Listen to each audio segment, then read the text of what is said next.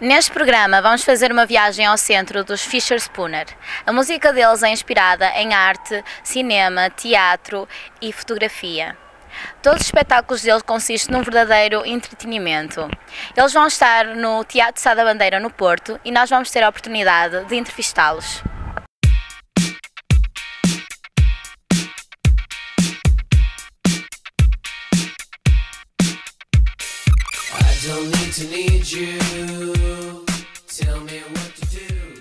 In your albums, you usually work together with the sound and then the image at the same time. Yeah. But in this last album, you work first the music and then the image. How did you put it together? This was, I'm trying to think, how did this one come together?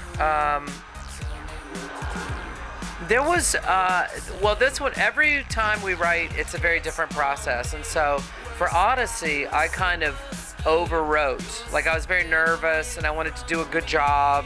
And I was like, I'm going to be a great writer. And I wrote and wrote and wrote, and I wrote so much that it was impossible to manage. And so for this record, I was like, look, I need to just relax. And I only wrote titles initially. I know about it. Yeah. You wrote the titles of the music. Yeah. And then you And then I wrote the songs. Yeah, I know. So it was kind of great to be like, I would hear music and then I'd be like, oh, that sounds like Money Can't Dance. Or that sounds like, you know, Infidels of the World Unite. Or so I would kind of write in this very general way initially. How do you get inspired? Well, you know, it was kind of an accident. I mean, really, I started as a painter and I studied to be a more traditional artist. And then I kind of accidentally fell into performance, and then from performance into music. So now everything is very naturally a combination of what initially was making images, making performances, and then ultimately making music. So to me, it's been like a very unusual but natural journey. Did you feel there was evolution between the last album to this album, Entertainment? You felt that was different? Oh, the yeah. way. Well, there was a little bit for this record. I mean, when we were working on Odyssey, at that point, you know, it was 2003, 2004, and we had been working in electronic music since '98. So we were a bit kind of tired of the style and of like pure electro. So we wanted to expand our sonic picture and, you know, kind of embrace more live instrumentation. But when we went into entertainment, we really felt like we wanted to kind of embrace our electronic roots.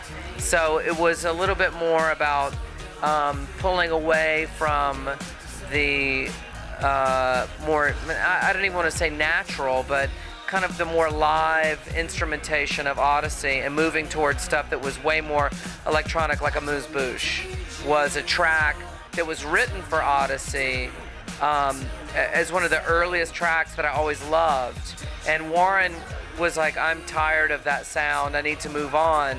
And so it was kind of like we went back to some of the writing that we did for Odyssey, went into entertainment.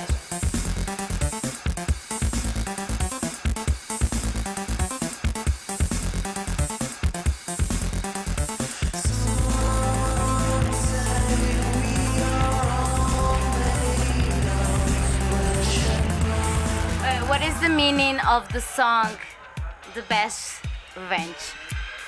God, I don't know. I think that was, I wanted to write a song called Living Well is the Best Revenge. And it's just a classic kind of, I mean, entertainment to me is all about these sort of classic and cliche elements of entertainment. So it's a very kind of cliche phrase that I wanted to embrace. And so to me also entertainment is about how these cliches resonate, like how there's truth in them.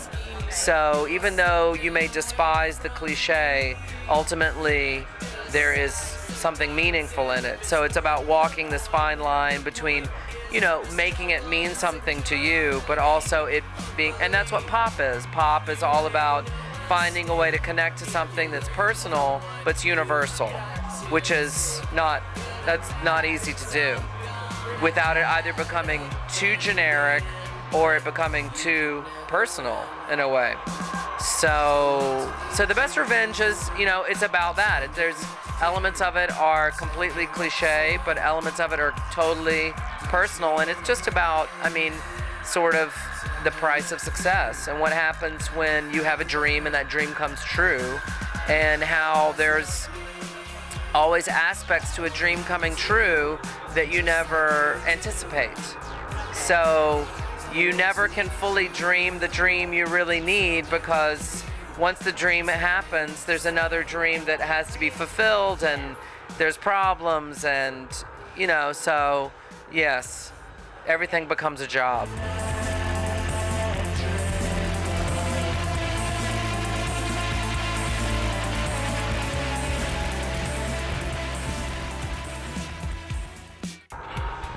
What are your plans for the future? What are our plans for more performing? I really love the new show that we've written, and it keeps evolving and growing, and we've kind of created a performance that can almost be layered infinitely.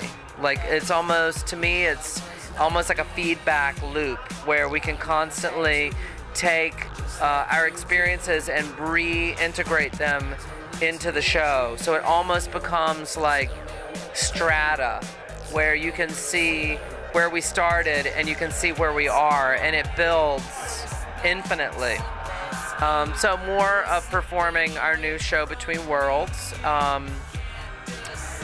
We have a book that we have two books actually. We have the early years of Fischerspooner book that's in preparation, which is taking a very long time.